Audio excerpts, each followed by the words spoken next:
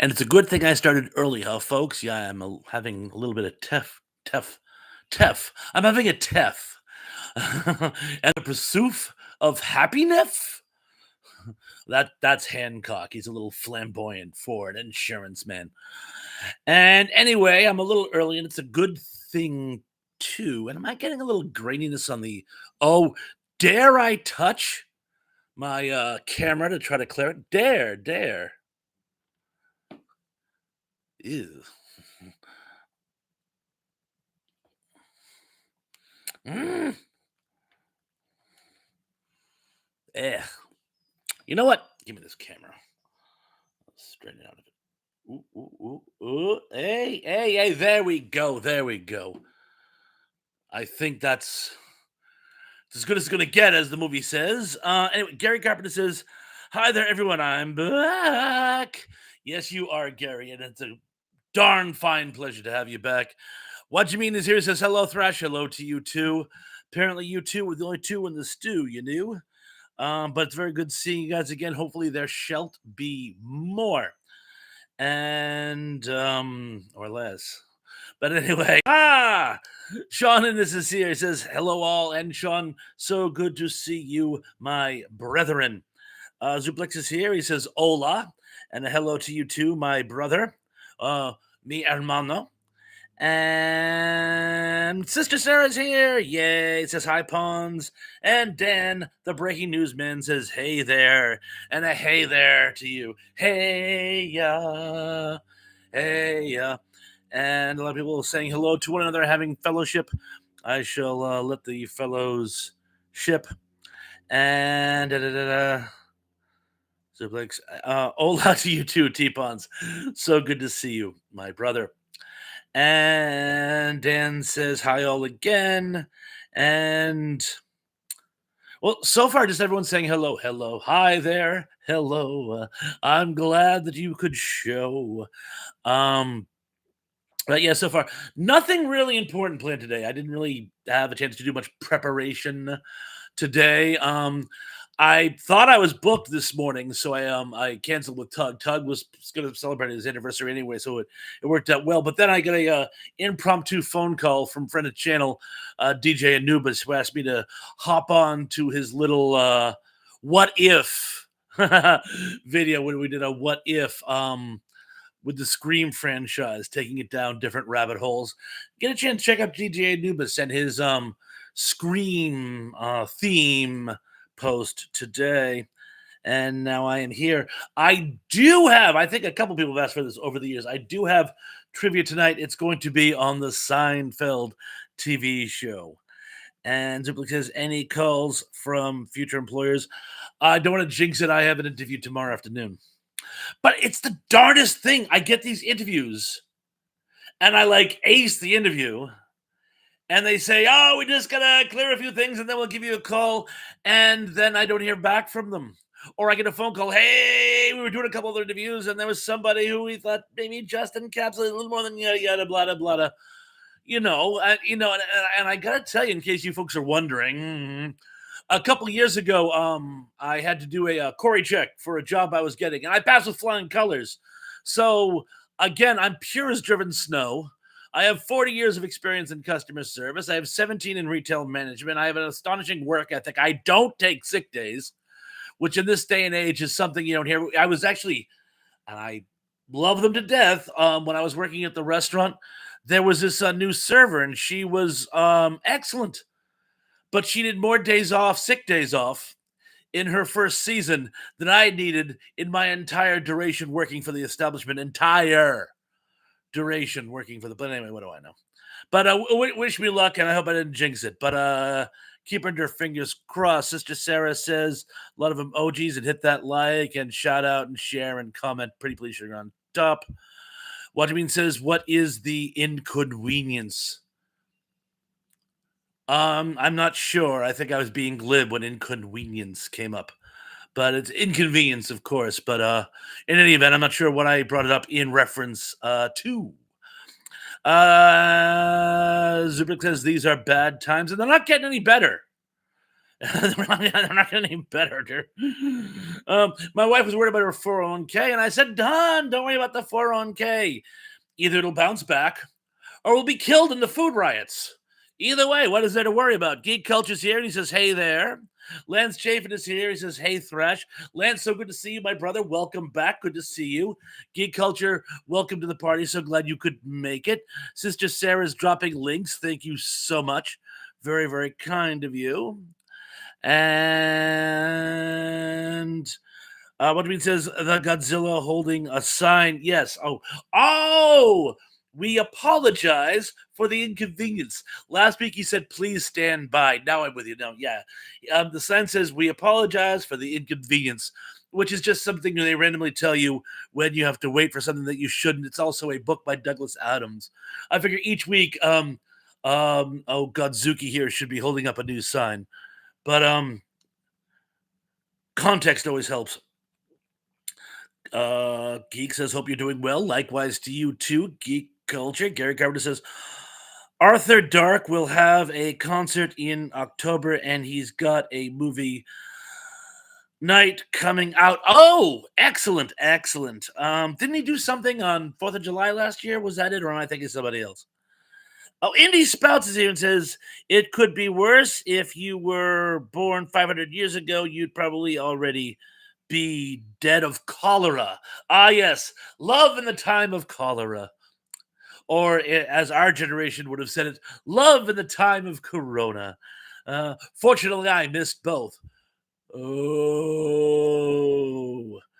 And I believe I'm caught up. I should be after that. But I'm just going to wait to see who else joins the proverbial party. We're only 2 minutes in, proverbially, even though the fun just won't stop. And yes, these are very very difficult times. I must say, I've taken to. I've been trying like the Dickens not to watch the news. Every time I watch the news, I want to put my foot through something. You know, I only have 2 feet, so I have to choose carefully. Sarah says, "Hey, epic indie." Yes, indie is epic. Geek Culture says, "Did you see the video I sent you a few days ago showing Jason and the Argonauts with different frame rates? It was pretty cool." Oh my gosh, I didn't. It's probably in my bank.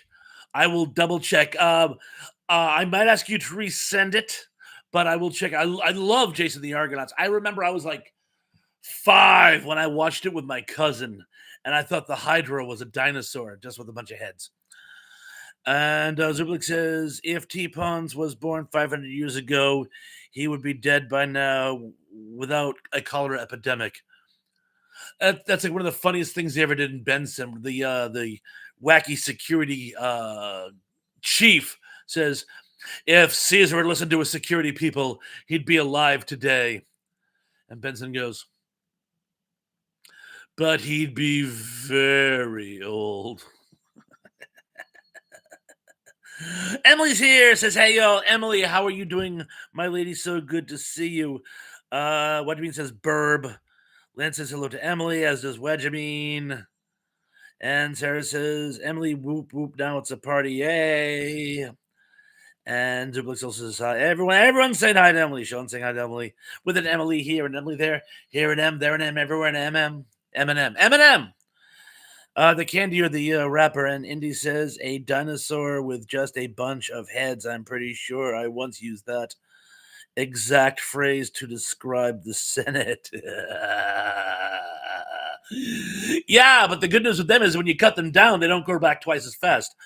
Was that traitorous? If it was, I'm sorry. I'm just being silly. Because that was the thing with the Hydra. It was a dragon. They cut off the head. 2 grew back. Then they cut off one of those, and then 2 more grew back. And it eventually got to, was it 7 heads? Let's go with 7 heads. Esmeralda's here. It says, "Hello, Thrash and chat." Geek Culture says, "It's such a cool vid I sent on Facebook Messenger." I'll double check my Facebook Messenger.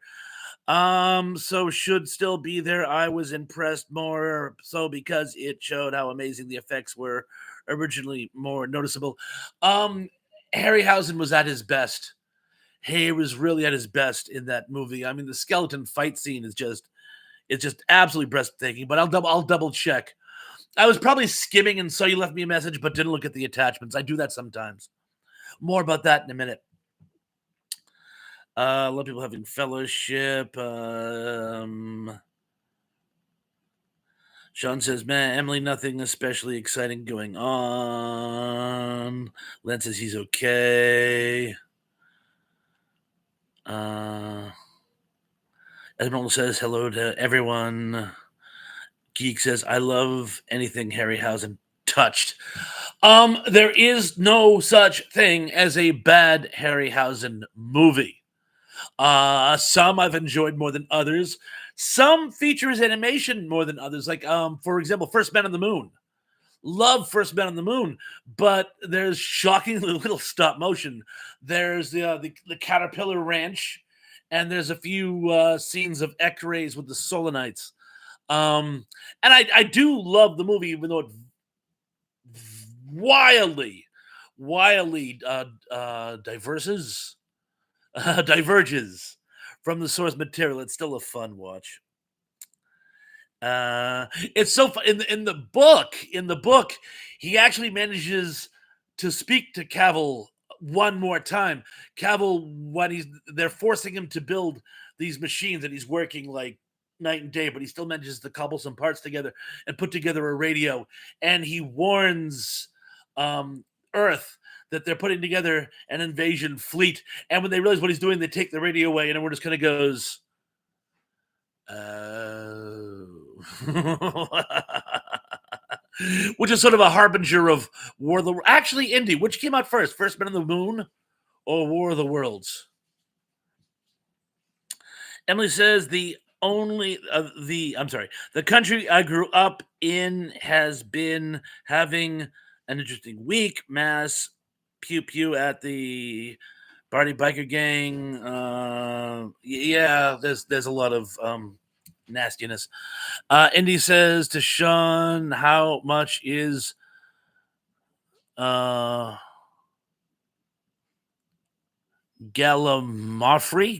worth, other than the boundless joy of hearing Thrash pronounce Gallimaufry? Of course. And at some point, you have to explain what that is, because I'm drawing a blank. And I hate it when you throw me grammatic curveballs when I'm trying to stay on top of the chat. You know, I read everything phonetically, even the word phonetically, which is not spelled phonetically. And Tom McCluskey is here and says, bought some good stuff. Tom, I'm the worst friend in the world. I promised you I was going to call like 2 weeks ago. I never did. I'll try to get back to you this week. This week is going to be kind of cray-cray, but I'll try to get back to you this week, brother. But so glad you... county, not country. I call them like I sees them. But if your local county is worse, I'm sorry. Again, I got crappy glasses because these don't have glare. What I found is the ones I can see better with have glare, and you can't see my beautiful eyes, which are my best feature. But bad glasses mean that I have sometimes I kind of have to wing it, particularly when the comments are scrolling and everything's kind of jumping. See, I am a reverse T-Rex, and not because I have long arms, but because my sight is diminished by movement. But I apologize, M County and all the pew pew. Anyway, Hickory County, North Carolina, right? My dad lives in Raleigh and my sister lives on the coast in Wilmington. William something or other, William and Mary. But would you believe I've never been either? Those pew pew can be so annoying. They certainly can, Zoop. They certainly can. And I'm going to skim down through all the highs and the hodies and the hody hoes. And he says War of the Worlds was a few years earlier, I believe. Yeah, because it's funny because the ending of First Man on the Moon sort of prefaces being invaded by another world. So, it's almost like a setup for War of the Worlds. But anyway, it's all about anti-colonialism, if you want to interpret it that way. Emily says, Zuper, apparently they weren't Star Wars stormtroopers. Oh, I'm so sorry. I am so sorry. Sean says 1,500 points for forcing Thrash to try it by itself. I would have to consult the book of points. And Geek says, don't forget to hit the like button, y'all. What he said. Uh, Zuplik says 14-1 country, and they say Puerto Rico is violent. Um, um I hope they all recover before he rolls over it. I mean, I don't want to sound like I'm making light of it. I'm not. I do hope they all recover. I hope that was just well. I hope they all make it. And Emily says, "Cat ba Catawba, Catawba, Catawba County. Hickory is one city in that county. Ah, it's like Cape Cod. Cape Cod is actually Barnstable County. But there's a town in Cape Cod called Barnstable. And that throws a lot of people off because when they talk about Barnstable, well, do you mean the county or do you mean the town? And in the town, there is a village of Barnstable because all the towns on Cape Cod are broken up into villages. Like, for example, I live in Yarmouth, but there's South Yarmouth, there's West Yarmouth, there's Bass River. They break the town, Yarmouth Port, they break the town into little enclaves just to throw people off. So I got you. But for some reason, I thought it was Hickory was the county. Michael's Drones is here, says, good evening, Thrash Pondo. Good evening to you too, young man. I hope you're doing well. Sister Sarah, please give Michael's Drones a link. And Indy says, prepare to tilt the machine. Not a chance. Let everyone say hi to Michael. Gary says, Indy, that's a mouthful. It certainly is. And he repeats it. I'm glad he said it twice. And Emily says, Indy, watch your language. Good point. And Michael says, what you mean? Good evening, my friend. I hope you've been doing well. And it's great to see you also. And Emily says, yeah, we have a town of Catawba. Am I pronouncing that Catawba? Am I pronouncing that right? In Catawba County. Please let me know if I'm pronouncing Catawba is the way it looks to Catawba. It sounds like a Japanese field weapon. Sean says apparently that is worth 30,000 quatlus. 30,000 quatlus against. And Len says Indy put $1 in the swear jar. And Esmeralda also says BRB. And Emily says, yes, you are, Bob. Oh, thank you. Thank you. I am inconsistent in my pronunciations. And Tom says, bought some Farrah Fawcett shampoo today. No kidding. No kidding. I bet it's still good. Indy says, sweet. Michael says, Thrash Pondo, I hope you've been doing well, my friend. I am, and I'm going to get that drone very, very, very, very soon. I asked you about a brand. It was sort of an umbrella of all the different drones. I asked you about it probably a couple of weeks ago. It's a 3-letter abbreviation of the group. Please remind me because everyone I've spoken to says you have to go with this group, but I forget what the group is. I'm sure it's in my notes somewhere. I could dig it up, but you'll save me a lot of time if you know what I'm talking about and something tells me you do. And Gary says, and I thought supercalifragilisticexpialidocious with mouthful because every time you say the word, you always sound ferocious. Supercalifragilistic. Yeah, there we go. And what it means says, I am doing well. Also, Michael, I hope you are. Also, BK of the year. BK, how you doing, my brother? How's the new setup going? I remember you had a little problem with the in-house studio. I hope that is going well because I'm dying to do another show.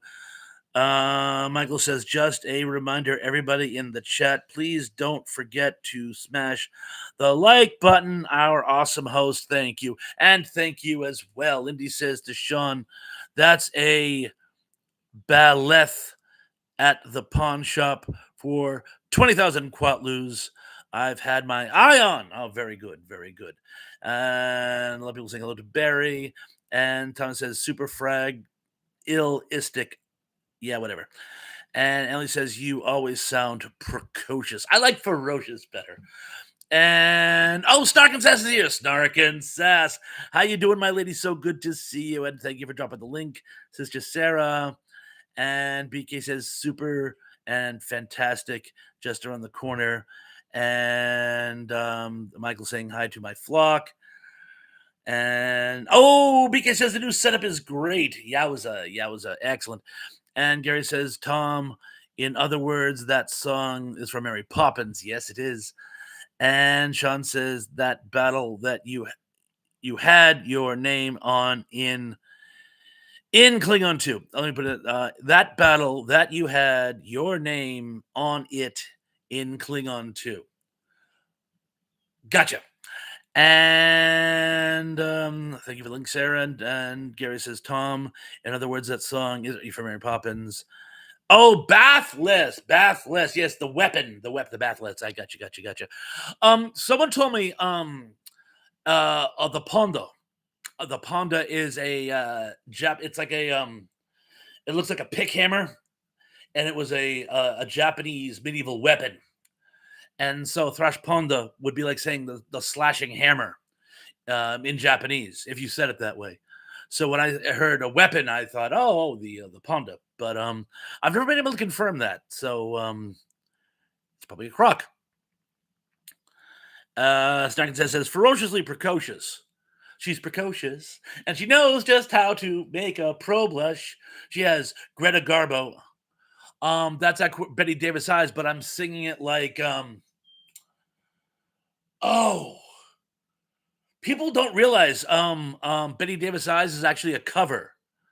Uh, Kim Carnes did a cover of it. It was actually Jackie DelShannon. Indy, back me up on this. Jackie DelShannon did the original, and it's funny because Jackie DelShannon, when she was trying to break into film, she did this very silly college like comedy called "Let's Live a Little," and Kim Carnes actually has a small part as a co-ed in it. So a little synchronicity there. But anyway, Indy says, "Sean, autocorrect strikes again. It barely likes English, let alone Klingon." Tupac. And I'm gonna skim down. Snark says boobies for all y'all except Zuper. Oh, snap. Oh, the battle been drawn and lines are coming around. Sean says it's super strong and irritating on my phone. I'm moving my desktop to the office again. Brogu is here. Dave, how you doing? Brogu's here. Says hi, everyone. And Zuper looks at that. Thanks, Snark. And Brogu is saying hello to everyone, and he's getting hellos back. Oh, and he says Jackie DelShannon. I was great. It was Jackie DelShannon, who did "Let's Live a Little," and she had a few hits in the late '60s and '70s. But yeah, she did the original version of Betty Davis Eyes. It's a sort of up tempo. It's like almost like a Nickelodeon type song. You know what I'm saying? And guy used was it class reunion? A guy around here used to like he would play oldies, but forgotten oldies. You know, oldies that only the real oldies buffs like me had heard of. In fact, he's how I heard a lot of them, and that's how I got the original Betty Davis Eyes. And Emily says, "Could you please refer to my earlier Yeah, you know what? Yes, I will. I wanted to wait until we were at peak attendance. And I think we will. And Emily brings up an excellent point. For those of you who may not know, long term friend of channel, and everybody here is friend, Lisa. Lisa's oldest son, Nick, passed on, and she is devastated. And it's actually it's very sad. 3-4 days ago, her granddaughter graduated, and there was this very happy photo of the granddaughter graduating. Everybody very happy. And I had been really busy, so I'm just trying to scroll through my Facebook, trying to and I always miss a lot of people, geek culture, like you being one of them. Sorry. And there was this really cute picture of Lisa's son with two of the men all just kind of like hugging and high-fiving, as Mrs. Thrash would say. And I just kind of skimmed through it like, oh, there's a nice photo, probably from the graduation. And then I found out, no, he had passed on. So I think we should all, in one way or another, send Lisa positive vibes, send her a message on Facebook or in the comments below if you can. She might come and watch this on rewatch. But what I'd like to do, I'd like to observe a brief moment of silence for her son, Nick.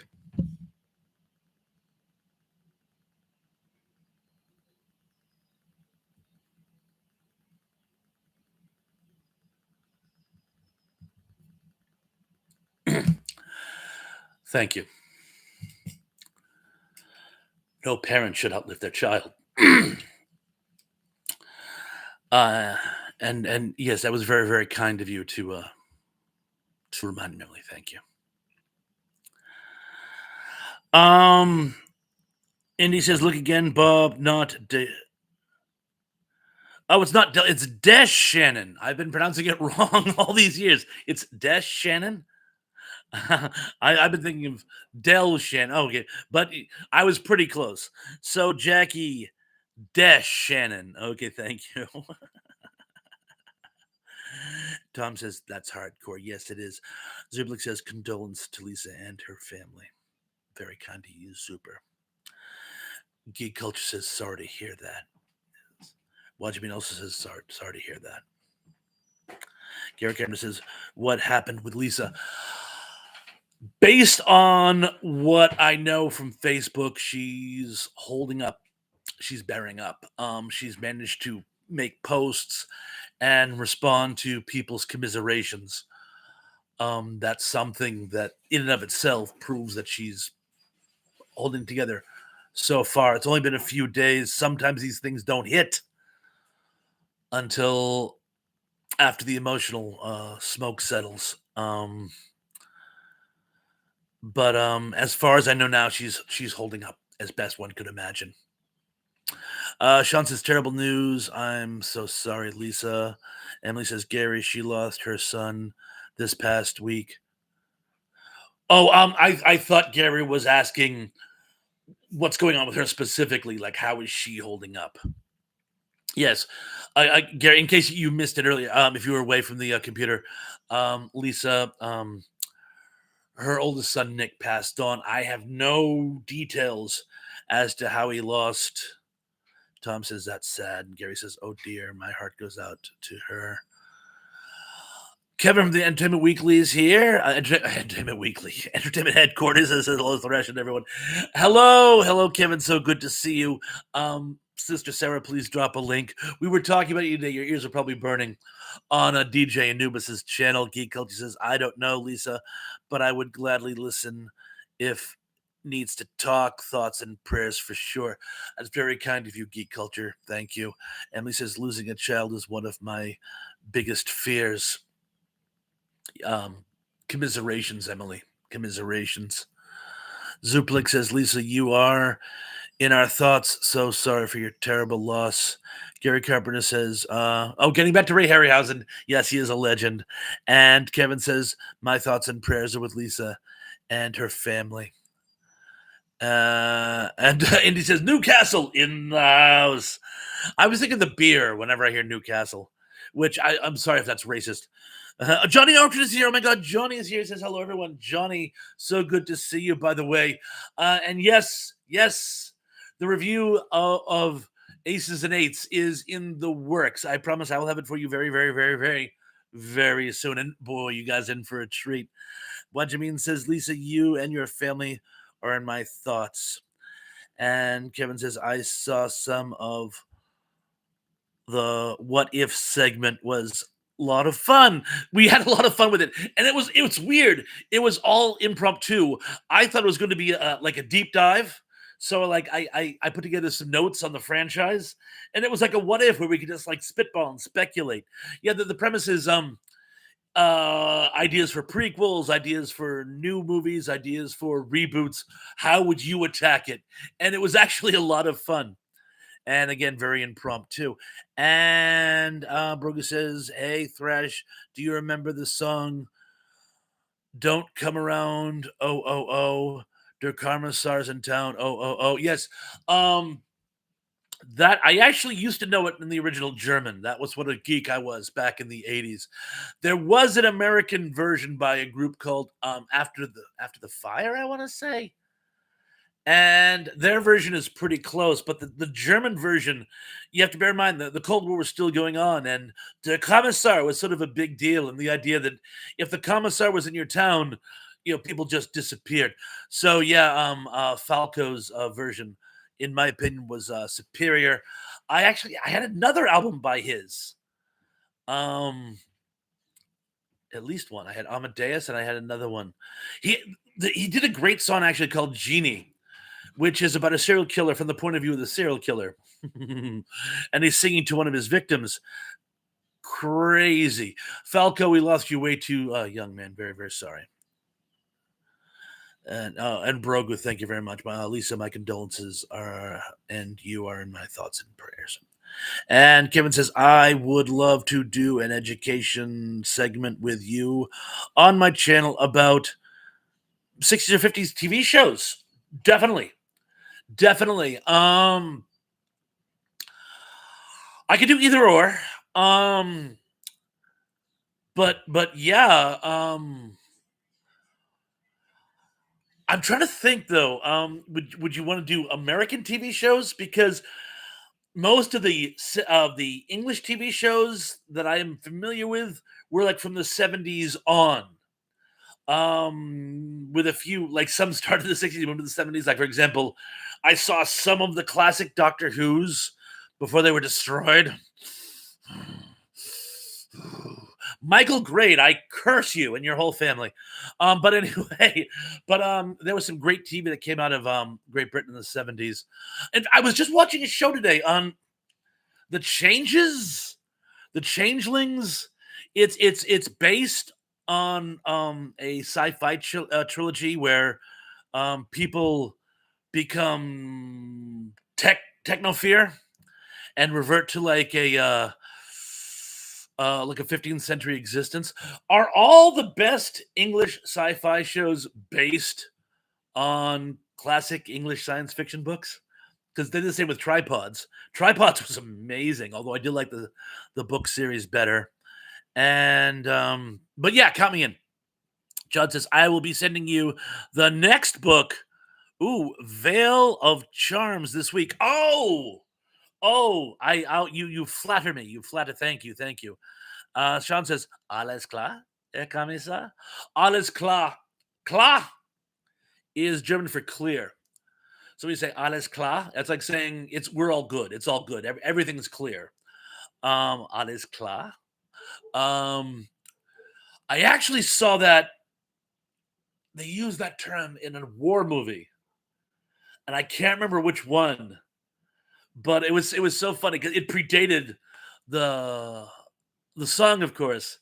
But a German officer is heading to the front, and he's like, you sure you want to say my orders?" And he goes, "Alles klar." And I'm like, and Gary says, "My favorite movie of Harryhausen is Clash of the Titans. Arguably my favorite one too. Certainly an amazing swan song. Certainly a fantastic movie to end your career on. It's probably my favorite too. It's a tough nut to crack, but it's probably my favorite too. I always had a thing for the Emir in 10 Million Miles to Earth. And again, his stuff is just Jason and the Argonauts. I mean, how can you not love Jason and the Argonauts?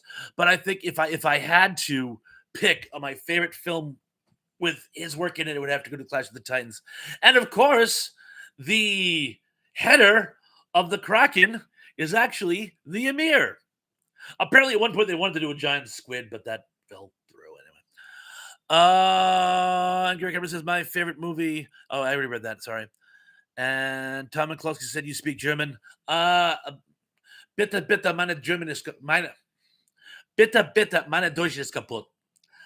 Specken Sie ein kleiner, ein bisschen.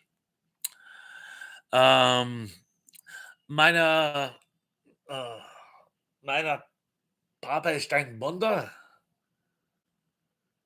But not really, not really. Sean says Falco, and Gary says my favorite movie of Harryhausen, Clash of the Titans. Ah, yes, I think I read that before.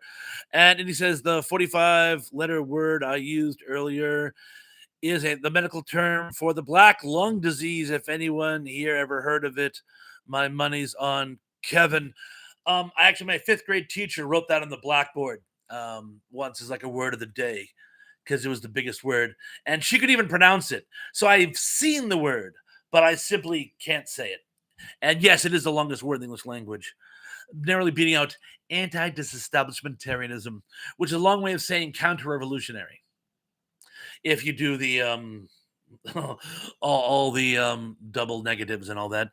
Emily says, if I sang to my victims that I would just be putting the door, the poor dears through far more torture. OMC. And Kevin says, American would be great, as there may be shows I don't know of. Well, what we'll do is we'll cross reference first and make sure that all the ones we're familiar on both sides of the pond. Tom McCluskey says, "Love American TV shows." Yeah, it was a great time for American television. And I think I jumped. Hang on. I did jump. I did. I did saw a putty tat. Sean says, "Indy, some oncology terms are impressively long too."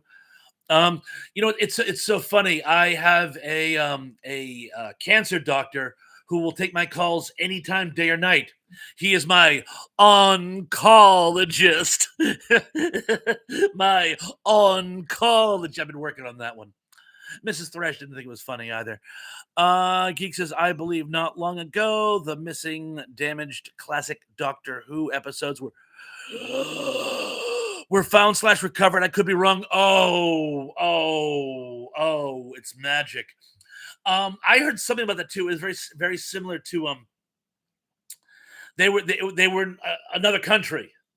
Like another country had bought the catalog and had hard copies and shelved them when they weren't using them anymore, but they were still in some warehouse in like I don't know the Congo or like something with Jakarta.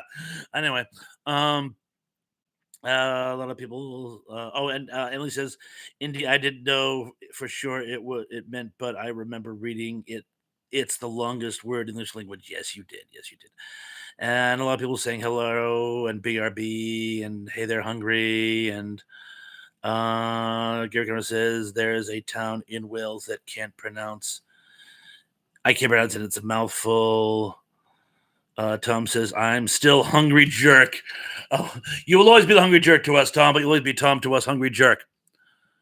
And Geek says, band I used to work with who played on a Pink Floyd tribute with a member of Pink Floyd. Oh, wow. Hang on, I got something in my eye. It's driving me nuts. Yeah. There we are. That's much better. Oh, but now I can't see. Now I can see nothing. Did a song on their third album about a guy who went crazy and was seeking vengeance against his daughter's killer. Well, that sounds fun. Well, that sounds fun. Well, I mean, for crying out loud, Tigers Broke Free is hardly a fun song. And if you actually listen to the words, Run Like Hell. So yeah, there's some pretty like downbeat songs out there. Emily says, Gary, I really want to learn how to pronounce that town, though. Kevin says, Thrash, can you send me your address again, as I will be posting your mystery items real soon? Oh, goody! Yes, I will send it to you via Facebook, and thank you in advance for the goodies. So Blake says, in light of the passing of Lisa's son, in light of the passing of Lisa's son, I bid a good night to all. Superplex, I want to thank you for joining us so much, and I more than understand. I want you to take care of yourself, man, and we'll see you very, very, very, very, very soon. Peace. And Sean says to Gary, there are YouTube videos of Welsh actors pronouncing it. Or how about with that Icelandic Shark dish. I can't say that either. And I couldn't eat it either. I guess it's vile.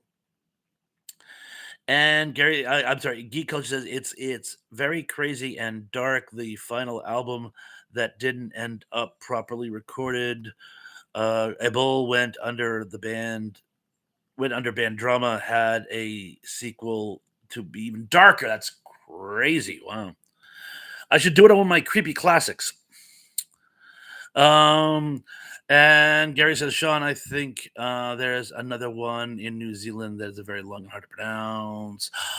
Oh, Cindy D's here. Says hello, Emily. Cindy, hello to you. By the way, so glad you could make it, my lady. Welcome to the party. And Geek says, in case anyone wants to hear it, look up Eternity X, the Confession. Eternity X, the Confession. I shall remember that. And Kevin says the Clash of the Titans and Sinbad Eye of the Tiger. Oh, that's a good one. That's a good one. Oh, and Emily says, have a great evening, Thomas. I guess Thomas has to go. Thomas, so good to see you. Take care. And Sean says, good night to Zuplex. Tough news. I hope Lisa is managing at least as best she can. And he says, what's the trivia category we should be playing currently? Yes, let me just I'll get to the bottom of this and then we will start. It's Seinfeld, which apparently everyone else has told you. And Kevin said there are going to be new Doctor Who spin-off airing real soon on the BBC called The War Between Land and Sea. Looks very interesting. Are they bringing in the Solarians? All I know is I can't do new Doctor Who. And I won't go into the specifics, hows or whys, but it got so woke that I couldn't stand it. And I'm not saying that I'm not progressively minded. I'm just like saying is, when Doctor Who becomes too for me, it's like I'll stick to the Tom Baker and before. And Tom's gonna go. Hey, take care, Tom. We'll see you real soon. One bean says enjoy. Label saying good evening to Sean, and yes, enjoy your dinner. And Gary wants to know who the new Doctor Who is, and he says, if they catch you in the back seat if they catch you in the back seat trying to pick her locks, gonna send you back to mama in a cardboard box. You better run. Yeah, that's that line in particular. And then in the movie, they actually illustrate what they're talking about. And it's like, wow, I get it. But then again, crypto fascists have never been friends of mine. But there's a song in there somewhere. The crypto fascists have never been friends of mine. I don't know. I'll work on it. But anyway, without further ado. So if I miss anyone's comments, please, please, please forgive me. Feel free to repost them after the trivia. But again, it's going to be kind of a short night tonight, guys. So if I don't do the trivia now, we're not going to do it at all. So again, this is Seinfeld trivia, and I have a bonus. Somehow I got stuck with 11 questions, and since I thought they were all good, I decided to keep them. So we'll still do best of 10, but people can actually improve their score with the bonus, or what the heck, add it in if they want to. But anyway, Emma just says one thing that irritates me, the crap out of me about a lot of the TV shows is taking well-known characters and making them party if the LBG community and I'm a part. Yes, it's like they're deliberately they're trying to rebrand people to be more inclusive. And I'm not saying I don't agree with inclusivity, but you can't take something and make it inclusive by having people change their spots, shall we say? If that makes any sense. Although there have been a few occasions where they look back on old TV shows and say, these two were gay or those two were, and I'm like, ooh, that would explain a lot. But that's another story. But I do agree with you, and even though I think I missed a word or two in there when I was reading it. But anyway, question 10, because of course this is in no particular order. Prior to Julia Louis-Dreyfus being cast in the role, this famous celebrity auditioned for the part of Elaine. Was it A, Elaine Boozler, B, Ellen DeGeneres, C, Rosie O'Donnell, or D, Rita Rudner? I shall repeat, at least I'll try to. Prior to Julia You see, I said I'd try. Prior to Julia Louis-Dreyfus being cast in the role, this famous celebrity auditioned for the part of Elaine. Was it A, Elaine Boozler, B, Ellen DeGeneres, C, Rosie O'Donnell, or D, Rita Rudner? Emily says Riverdale was the worst. Never saw it. Take your word for it. Oh, and Entertainment says, Gary, the last series ended up with a new Doctor regeneration into Rose Tyler, who was the first of the modern Doctor companions. So I don't know what to think. Gotcha. Gary Gilbert says Peter Cushing has played him. He certainly has. And he says, said it on the tune of Cisco Kid. Cisco Kid was a friend of mine. Okay, anyway, it looks like most of you had a chance to answer.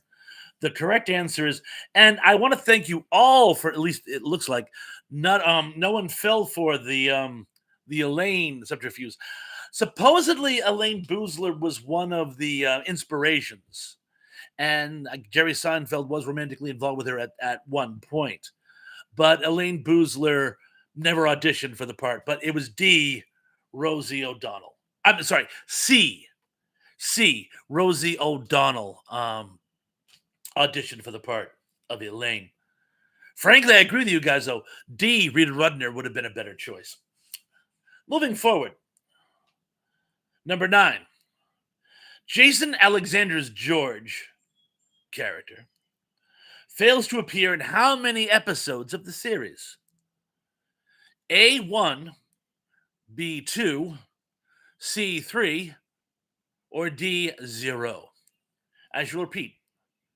Jason Alexander's George character fails to appear in how many episodes? A1, like the sauce. B2, you sank my battleship. C3, PO. Or D0, Dark 030? Dark 0, I don't know. But I'll let you guys answer. All of them because I didn't watch it.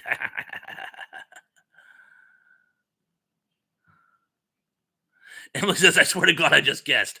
Well, you guessed correctly. Did you guess on this one too? Because you're right. Only one episode of the entire series he failed to do. And apparently there was some drama behind it. I didn't read the whole story, but he only missed one episode. Moving on to number 8. And by the way, for those of you who didn't watch the show, some of these you could get because of the cultural context or other factors. But number 8. The Seinfeld series finale takes place in what state? A, New Jersey, B, Massachusetts, C, Vermont, or D, Canada? I shall repeat. The Seinfeld series finale takes place in what state? A, New Jersey, B, Massachusetts. The spirit of Massachusetts is the spirit of America. The older C, Vermont, or D, and yes, I was referring to the free sovereign state of Canada. You see, a state can be two different things. There's different states of being. So I was referring to the free state of Canada. But let's see what we got going on here. No guess, Emily? Here, I'll give you a hint. I had a personal attachment to this episode. Yes, I had a personal attachment to this episode. See if that gives anybody a clue. Oh, you said B. Oh! Okay, you're not guessing because you're right again. Yes, it takes place in Massachusetts. In fact, I believe it actually takes place in Berkshire County, which is where I went to college. I believe they're flying to Vermont, but the plane has an emergency landing in somewhere in the Berkshires in Western Mass.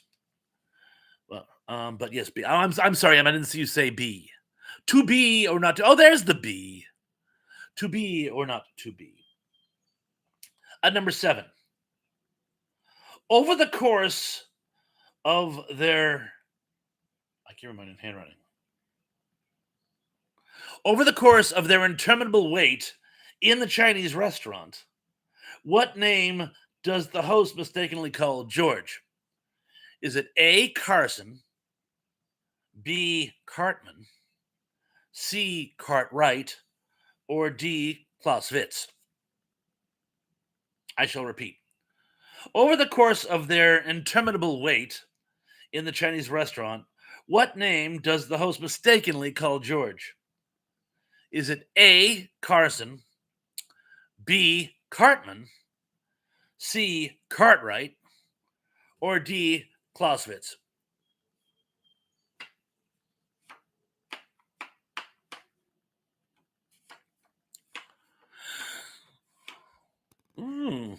Interesting choices here.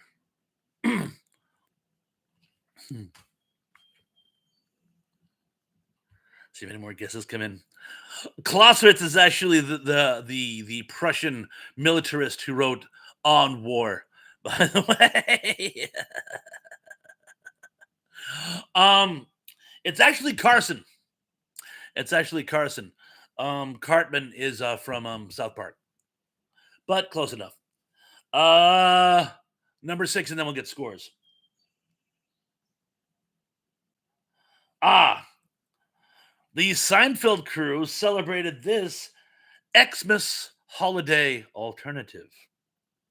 Was it A. Festivus, B. Floppiana, C. Kwanzaa? I'll come in again. Kwanzaa, or D. Life Day? And I'll try to read my own answers again. The Seinfeld crew celebrated this Xmas holiday alternative. A. Festivus. I actually knew this one. B. Floppiana. C. Kwanzaa. Or D. Life Day. I like Kwanzaa. I kind of wish it was Kwanzaa. But yeah, you guys got it. It's Festivus. Festivus. And apparently it's because one of the writers of the show actually made up the holiday himself because he didn't celebrate Christmas. And Indy says, finally one I know, but I refuse to answer on principle. Okay. Well, I have Indy's score. Anyone else want to give scores? Cool. Or not. John is one of 5. Don't sell yourself short. That's why I wear heels. Emily is 4 of 5. I'm shocked. See, that was the thing. Seinfeld was a real cooler show, which means even people who didn't watch it oftentimes heard some of the stuff. John says, okay, I can't count either. Mercy. So I guess that's the only scores we're going to get.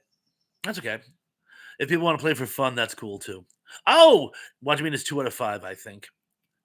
And Indy says my score is equal to the number of Peruvians who've landed on the moon. So you don't subscribe to the secret South American 12 conspiracy theory, then, do you? I see how it goes. So moving forward. 5. For some reason, Elaine just didn't get this pretentious, self-indulgent, overblown colon block of a movie. Was it A, Titanic, B, $1 Million Baby, C, The English Patient, or D, Plan 9 from Outer Space? I believe you meant ascribe. Yes, that's exactly what I meant. What did I say? I shall repeat. For some reason, Elaine just didn't get this pretentious, self-indulgent, overblown colon block of a movie. Was it A, Titanic, B, $1 Million Baby, C, English Patient, or D, Plan 9 from Outer Space? And Individual Minds is here. Oh my gosh, Individual Minds. Hey, Says, Ayo, you just chilling in the hospital, but I have not caught you live in a bit, except on the panel. Indeed. So good to see Individual Minds. You say you're in the hospital. I hope you're feeling better, my friend. I don't know what happened, but again, I hope you recover quickly. Thank you for stopping by, and please feel free to take the second part of the trivia. It's on the Seinfeld TV show. And he said Police Academy. And a lot of people saying hello to Indy and Individual Minds saying hello back. That's what I love about the show, all the fellowship. And the correct answer is The English Patient. I actually like $1 Million Baby. I'm glad nobody picked that one. I also like Plan 9. But moving forward, JDL. I'm sorry, JLD. Oh boy, that was a Freudian slip. Julia Louise Dreyfus met what future Seinfeld I'll come again. Collaborator. Oh my god, I'll come in again. Julia Louise Dreyfus met what future Seinfeld collaborator while working on the set of SNL? Was it A, Jerry Seinfeld, B, Larry David, C, Michael Richards, or D, Jerry Stiller?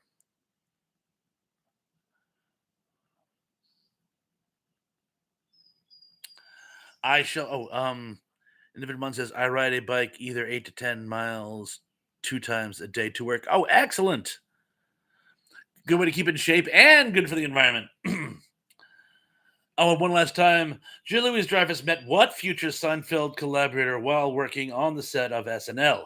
A, Jerry Seinfeld, B, Larry David, C, Michael Richards, or D, Jerry Stiller?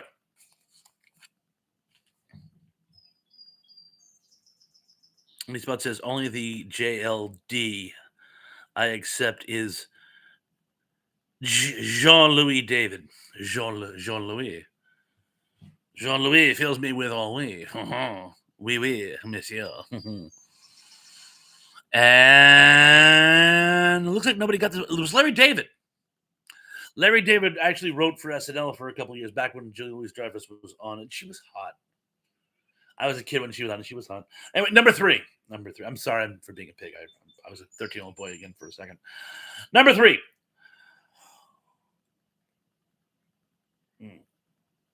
Oh, yes. Whilst posing as a marine biologist, George attempts to save what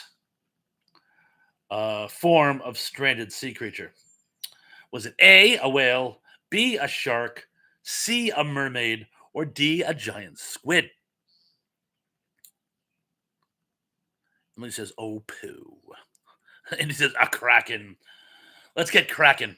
Whilst posing as a marine biologist, George attempts to save what form of stranded sea creature? A whale, B, a shark, C, a mermaid, or D, a giant squid?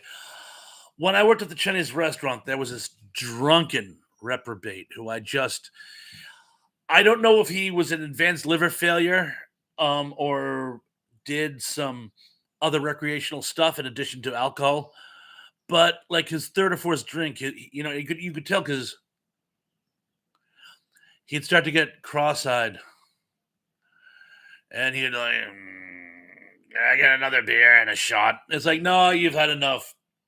Anyway, he was obsessed with that episode of Seinfeld, and when he would get angry, he'd be like, "The seas were rough that day." Now, there's a whole line. I don't mind telling you, folks, the seas were angry that day, but he couldn't remember the whole line, so he would just go, the seas are rough that day. The seas are rough that day. And anytime he started hearing the seas were rough that day, it meant that Carl had had one too many, and I was going to have to throw him down the stairs.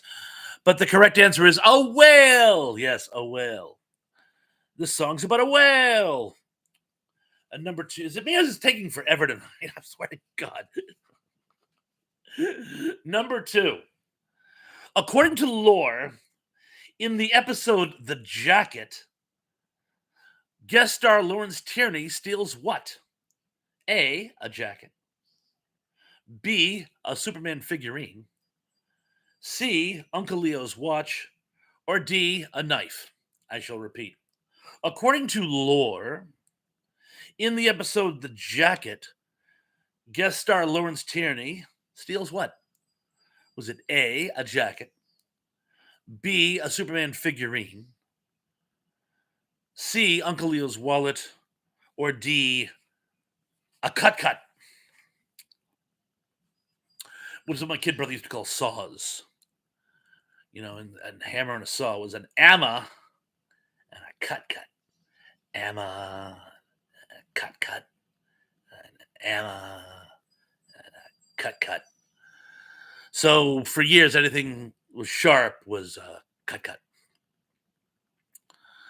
And the correct answer is, I'm going to give one more second in case somebody wants to like under the wire. Oh my, if this is about Seinfeld, I'm needing a lifeline. Call Scooby Doo, LOL. It's funny. I think it was Tev. I think Turtle Eugene Bellinger suggested it. So I'm gonna have to let him know to like watch this in replay because apparently nobody else wanted Seinfeld trivia. Live and or learn. The correct answer is a knife.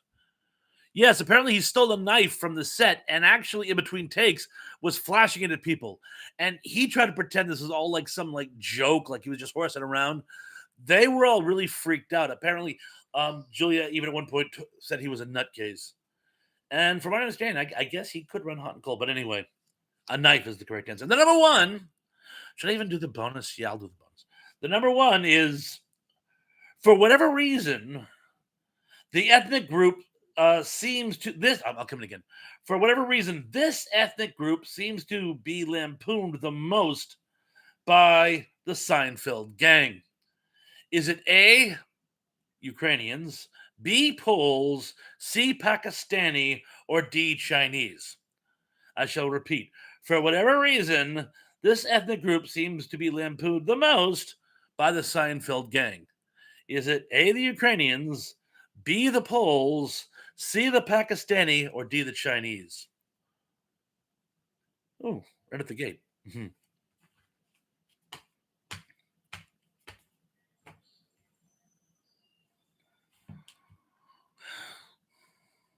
Give another second.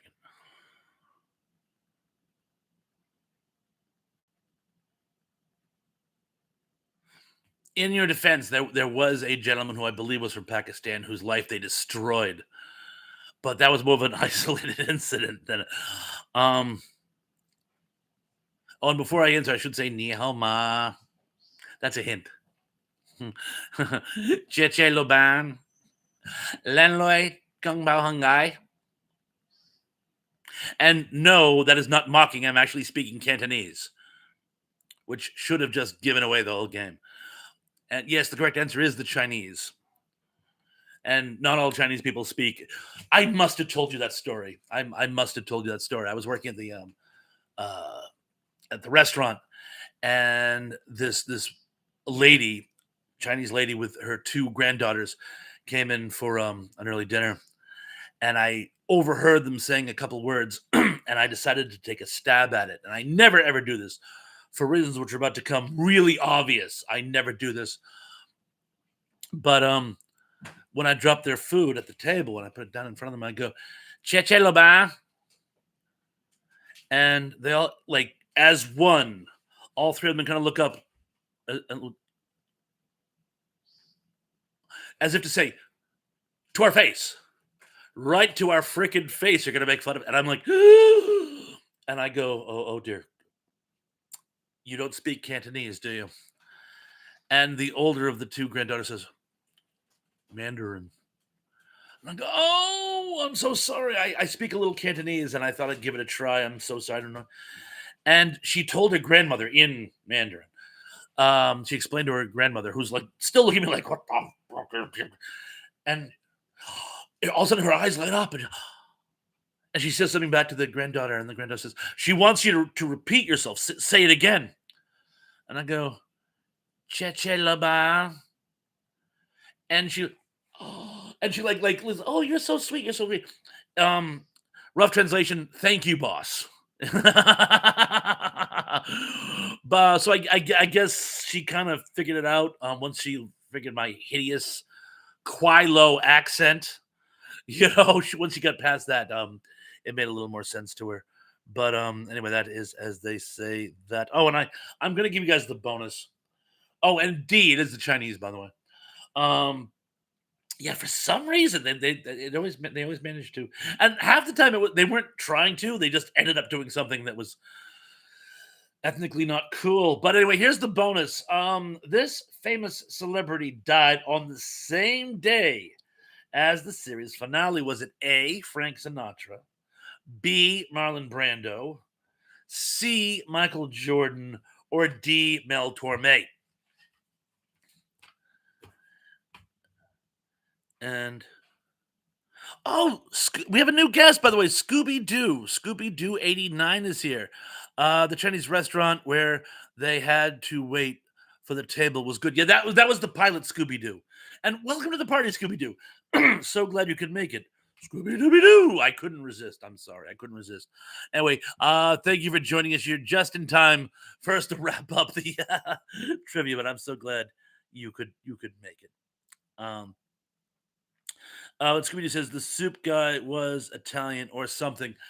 They actually they actually interview the guy, the actual soup Nazi. They actually interview him, and I think he was Italian, but I'm not 100%. But uh, they were deliberately ambiguous with him. But apparently, he was this guy who, if you horsed around in this restaurant, he would throw you out. Um, I'm going to repeat the question, by the way. This famous celebrity died on the same day as the Seinfeld series finale. Was it A, Frank Sinatra, B, Marlon Brando, C, Michael Jackson, or D, Mel Torme? They're all good guesses, to be honest with you. Um, I won't keep you in suspenders. It's actually A, Frank Sinatra. Yes, and so the story goes that the ambulance got to him and got him back to the hospital in record time because there was no traffic. Everybody was watching the final episode. It didn't do him much good, I'm afraid.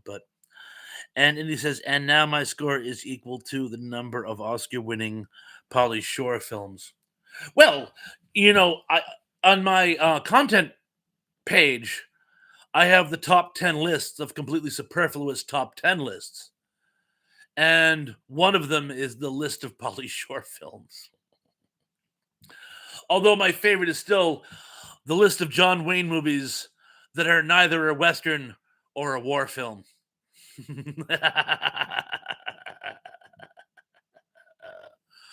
um, yeah. And then the top 10 list of Winston Churchill quotes and the top 10 list of. Well, wait, you know what? For once, no.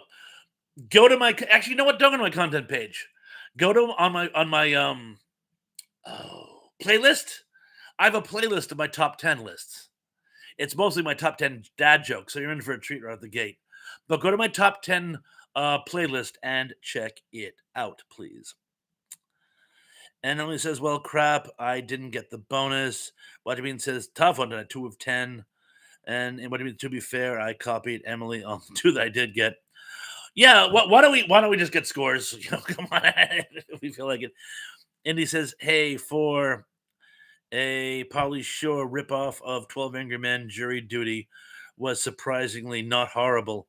I never saw it, but wasn't that right in the crest of the whole OJ American fascination with courtroom drama things? And my score is above somewhere. I'm sure it was a very good score too. Individual says, sorry, they were asking if I was Nephi food or drink. Nephi food or drink? Nephi faux fum. I smell the blood of a. Here's a score 7 out of 10. That's a score. Excellent. And individual one says indeed, and he says, sorry, I missed it. I got a phone call. Yeah, I thought I said something. I'm like, what'd I do? I'm like, hey, Cindy, and you disappeared. And I'm like, is she not talking to me? Did she come to my live chat to not talk to me? Are we related? That's something a family member would do. Uh, but no, I'm glad you're back, Cindy. It's awesome to see you again. Thank you. And Emily says, "No, I mean, I already posted it somewhere up in the chat." Yes, Emily, I know I'm playing along. Yes, I'm sure. Yeah. John Orchard is holding steady at 2. Indy says to Emily, "You went through that game like Sly clearing a warehouse of henchmen. Sly Stallone. I got you. I got you." And Gary says, "I despise Seinfeld." And apparently you're in good company. And it's funny too because you guys know my new game, The Last of Us, which has nothing to do with The Last of Us. But here's how the game works. I take a really, really popular show and I find on IMDb or Rotten Tomatoes or whatever, I get the least popular show, the one show that nobody likes, and you have to guess it.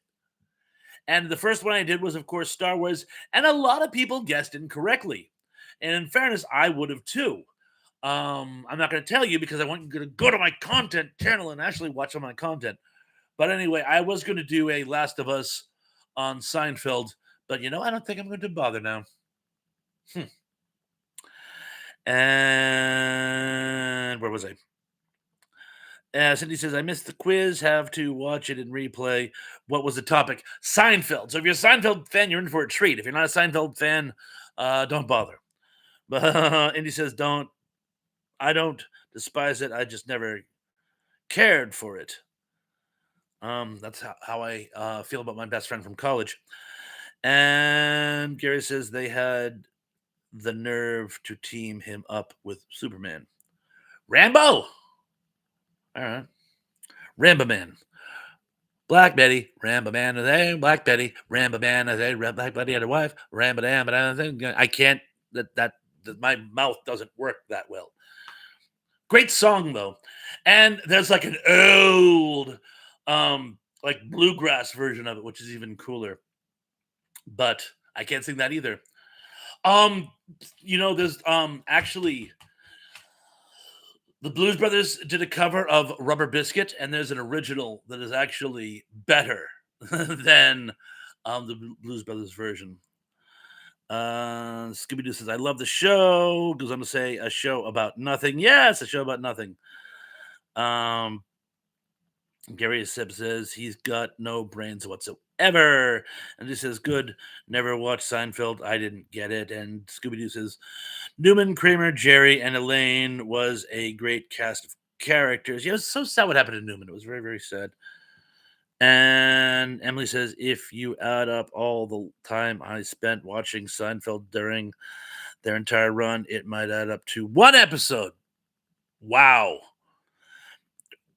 And Individual Mind says, "I bought Scooby-Doo 89, a Seinfeld doll collection thing from Otters for some special event. Ollie's." And Gary Governor says, "Cindy, he's nothing but a loser."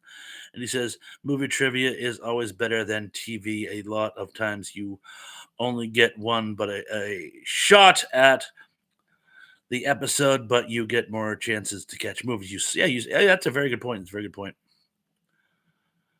And Scooby says, "George, damn, almost forgot him."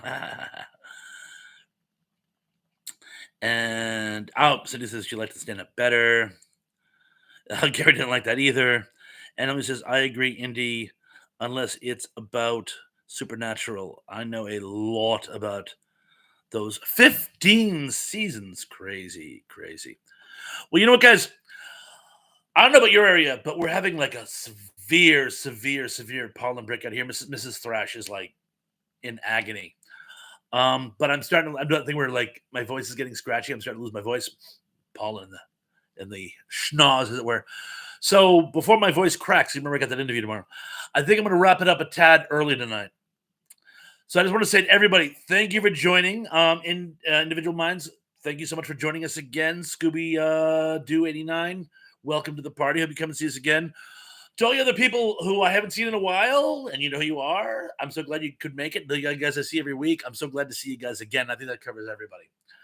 Definitely doing a show next week.